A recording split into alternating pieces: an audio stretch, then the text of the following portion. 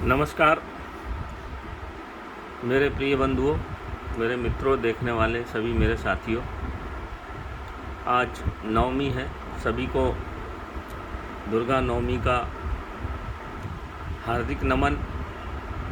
भगवान माँ भगवती, माँ अम्बा सबकी मनोकामनाओं को पूर्ण करे, सबको सुख शांति देवे। कल विजयदशमी है मित्रों।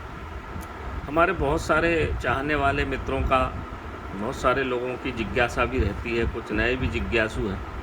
उनका कहना था कि तांत्रिक वस्तुओं में काफ़ी गड़बड़ी होती, तो आप एक बार सब जो कुछ भी है आपके पास, कुछ तो गोपनीय वो नहीं दिखा पाऊँगा, पर जो मैं दिखा सकता हूँ वो मैंने आज आपके लिए लाया हूँ।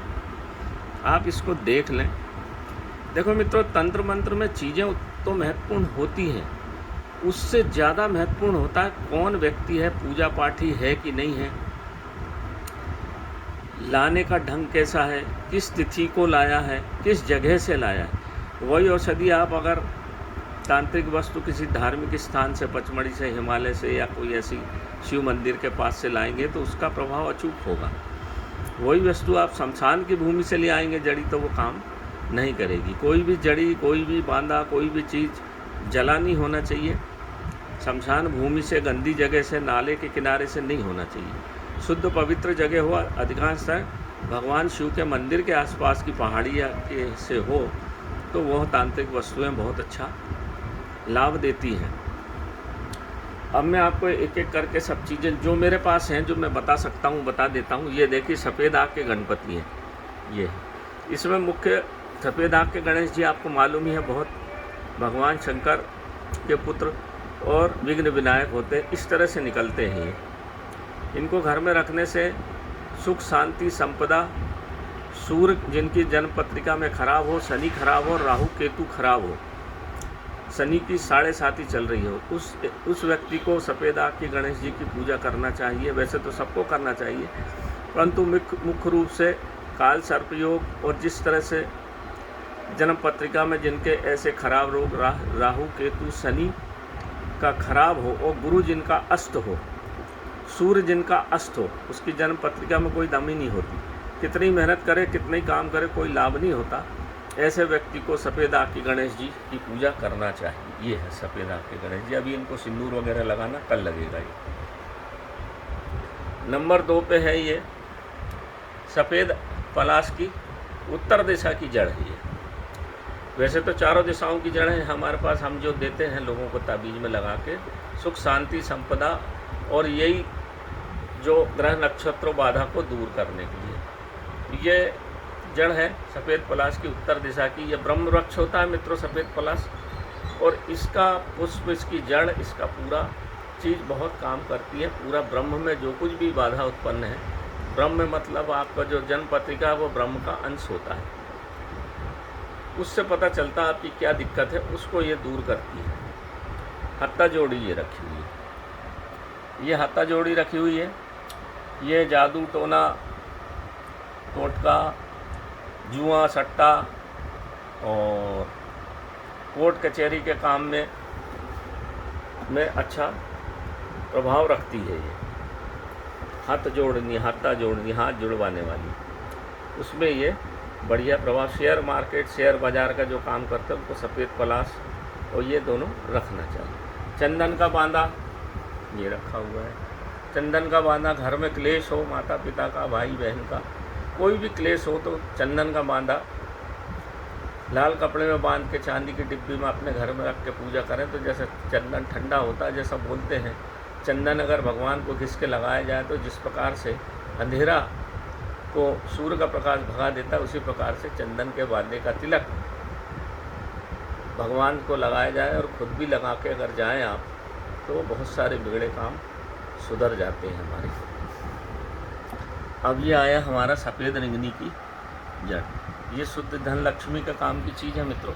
सफ़ेद रिंगनी, सफ़ेद पुष्प की, ये उसकी जड़ है।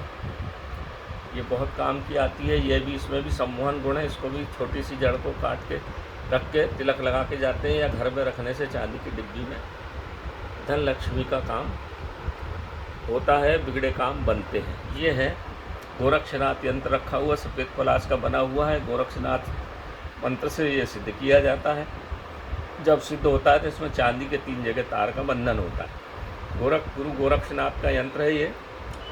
गुरु गोरक्षनाथ ने ध्यान की बहुत सारी विधियां दी थी और तंत्र में भी उनका मुकाबला नहीं है कोई। तो तंत्र में सबसे बड़ा चीज़ ये होती है, इसको रखने से बहुत सारे हमारे बिगड़े काम बन जाते हैं, तंत्र बाधा दूर होती है। इसमें सम्मोहन गुण भी है, धन लक्ष्मी का भी काम ये करती है।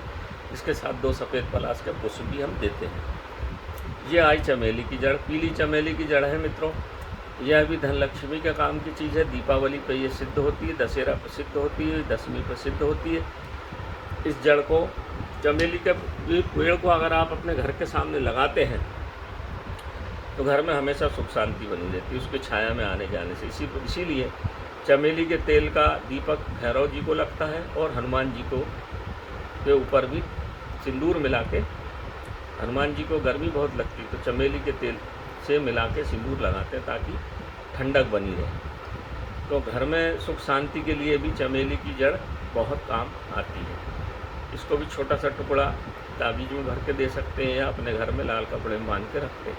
ये कुश का बांधा है, अतिशय दुर्लभ, धन लक्ष्मी का सटीक प्रयोग होता है इससे मित्रों। ये कुश का बांधा मिलता ही नहीं है, ये मेरे पास भी 2 ही 4 हैं। ये देखिए रखे हुए कुश के बांधा, कल इनकी पूजा होगी। ये जो रखा हुआ है बेर का बांधा है। बेर यानी बद्री, भोलेनाथ की चीज़ है ये। घर में किसी भी प्रकार का उपद्रव हो उसके लिए और धन लक्ष्मी के काम में आता है बेर का बांधा। बरगद का जैसा आप जानते बढ़, ये हर चीज़ को, सुख शांति को, धन लक्ष्मी को बढ़ाता है। ये बरगद का बांधा। बांधे का मतलब होता है मित्रों, कोई एक पेड़ दूसरे पेड़ पे हो जाए उसको बांधा कभी नहीं कहते। बहुत सारे लोग आप पूछते हो, फोटो भेज देते हो, ये बांधा, ये बांधा। ये बांधा नहीं, बांधा एक प्रजाति अलग होती है जो दूसरे वृक्षों पर उगती है। उसमें मुर्गे के कलगी के जैसा लाल पुष्प होता है और मोटी पत्ती होती है, उसको बांधा बोलते हैं। हर किसी दूसरे पेड़ पर कोई पेड़ उग जाए उसको बांधा कदापि नहीं बोलते। ये भ्रम आप अपने बुद्धि से निकाल दें। और इसको लाने का प्रयोग बड़ा सटीक होता है। समय पे अगर नहीं लाया गया तो बांधा कोई काम देता नहीं, और अगर समय पे लाए हैं आप, पूजा पाठ हवन यज्ञ करके लाए हैं, तो बंदूक की गोली की जैसा ये काम करता है। इसमें कोई दो मत नहीं है। अब ये इधर देख लीजिए, ये सफ़ेद पलाश का एक छोटा सा गुड़िया रखा हुआ है। ये हम दे देते हैं धन लक्ष्मी के लिए, गले में पहनने के लिए। इसको इस तरह से बना के पहनेंगे तो घर में सुख शांति, सम्मोहन गुण है और बहुत अच्छा काम करता है। ब्रह्म कमल, ये ब्रह्म कमल है मित्रों हिमालय का। ये भोलेनाथ पे चढ़ता है, केदारनाथ, बद्रीनाथ पे। ये देखिए, ये अब सूख गया है, इसमें बीज आ गए हैं। ये है ब्रह्म कमल। ये है वास्तव में ब्रह्म कमल। ऐसी डंडी नीली होती है और ऐसा ये होता है। ये भी ताबीज़ों भर के दिया जाता है जिनको कोई ऊपरी बाधा हो। हम इसको महेश्वर धूप में भी प्रयोग करते हैं। ये है जोगी तार। ये बिल्कुल शिवलिंग के जैसा एक पौधा उगता है हिमालय में। जब आप दूर से देखोगे तो सफ़ेद पारद का शिवलिंग दिखेगा। ये भी तंत्र मंत्र बाधा दूर करने के काम की चीज़ है। ये तीनों गुंजा है मित्रों, सफ़ेद गुंजा, लाल गुंजा और ये लाल गुंजा, पूरी लाल, पूरी काली और पूरी सफ़ेद वो रखी। और ये इसकी जड़ है। गुंजा का तो बड़ा महत्व है मित्रों। इसको भी ताबीज़ों भर के दिया जाता है। बहुत ही तंत्र मंत्र में बहुत अच्छा प्रयोग होता है इसका।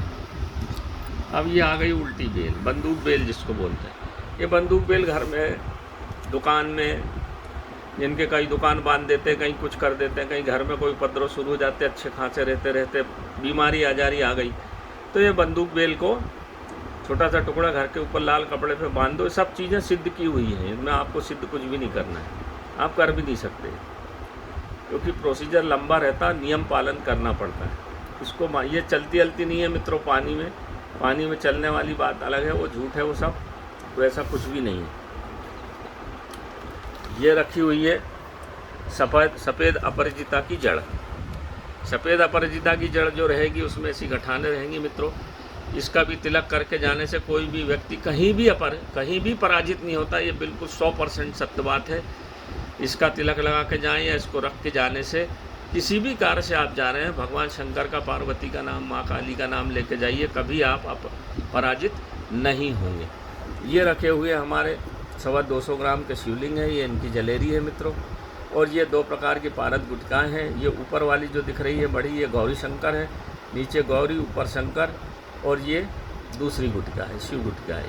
इस तरह से हम ये पारद शिवलिंग और ये 2 तरह की गुटकाएँ का निर्माण करते हैं। पारद में भी बहुत सारे लोग पूछने लगते हैं मित्रों, अब सोना खाता कि नहीं, चांदी खाता कि नहीं। वो पारद की एक अवस्था है। पारे को जब एकदम शुद्ध और भूखा कर दो तो वो चीज़ों को, सोना चांदी को खाने लगता है। वो एक प्रकार का संस्कार 11वां मानते हैं। उसके बाद फिर जब हम उसमें जड़ी बूटियाँ डालें तब वो धीरे धीरे धीरे जड़ी बूटी खा के संतुष्ट हो जाता है और फिर अपना कार्य सिद्ध करता है। उसके बाद भी उसको काले धतूरे के बीज में बंद करके, मैंने बताया भी था वीडियो में, अगर उसकी भावना 21-51 दी जाए तो वो फिर कुछ भी नहीं खाता और संतुष्ट हो जाता है और इस तरह से हो जाता है, बिल्कुल शिव तुल्य हो जाता है। शिव जैसा देखा ना, शिव भूखे थोड़ी है, संतुष्ट हैं वो, ना नर है ना नारी है, ना पृथ्वी पे है ना स्वर्ग में है, बीच में देखते हैं। इसी तरह से ये शिव तुल्य हो जाता है। आप लोग बार बार पूछते हैं तो वो खाने वाली एक अवस्था है, वो बहुत सरल है। उसके बाद ही सही मेहनत का काम शुरू होता है। तो ये है चीज़ें हैं मित्रों, इतनी सब चीज़ें थी मेरे पास। महेश्वर धूप और है, बाहर रखी हुई है वो, उसमें भी ये ब्रह्म कमल और ये जोगी अवतार मिलाते हैं ताकि महेश्वर धूप, जादू टोना जिसके घर में अशांति सुख, सबको करना चाहिए। धूप तो करने से बड़ा अच्छी चीज़ है। विदेशों में आजकल घर में करने लगे हैं अग्निहोत्र। धूप करने से नकारात्मक ऊर्जा का प्रभाव घर से ख़त्म हो जाता है। ये अब तो साइंटिस्ट भी मानने लगे हैं कि घर में अगर धूप की जाए, हवन किया जाए तो बहुत सारी चीज़ों का प्रभाव हट जाता है, दुष्ट आत्माओं का प्रभाव हट जाता है। ये देखिए मेरा मोबाइल नंबर है 9165823800। जय जय महाकाल आयुर्वेद। मेरा नाम है पंडित अखिल शुक्ल, ये मेरे बच्चे का नाम है। तो इस तरह से आपको जो भी चीज़ लगे आप व्हाट्सएप कर सकते हैं। ये सब चीज़ें रखी हुई मित्रों। आज नवमी है, आज सब पूजा पाठ हो गई है, तो मैंने कहा आज बाहर निकाला ही है सब पूजा पाठ करके, तो आपको दिखा भी दूँ, दर्शन भी करा दूँ, ताकि आप लोग को कोई मूर्ख ना बनाए। क्योंकि ऐसी चीज़ों में लोग ठगी बहुत कर रहे हैं, वही थोड़ी सी परेशानी बन जाती है। इसलिए जो अच्छे सही काम करने वाले उनको तकलीफ़ आती है। तो यहाँ देख लीजिए मित्रों, सब चीज़ें मैंने आपको दिखा दी हैं, प्रयोग बता दिए हैं। और कल विजयदशमी को इनकी पूजा, जैसे अस्त्र पूजा होती है वैसी शस्त्र पूजा होती है, वैसे ही अस्त्र हैं हमारे तांत्रिक चीज़ों की भी उस दिन पूजा हिंदू धर्म में बहुत समय से होती आई है। 9 दिन माँ भगवती के पास रख के पूजा, फिर 10वें दिन विजयदशमी को इनकी पूजा होती। तो नमस्कार मित्रों, मैं पंडित अखिल शुक्ल, जय महाकाल आयुर्वेद। आज मैंने आपको जो भी थोड़ा बहुत ज्ञान जो है, मेरे को थोड़ा बहुत प्रयास जो मैं करता हूँ, मैंने आज आपको दर्शन करा दिए। नमस्कार।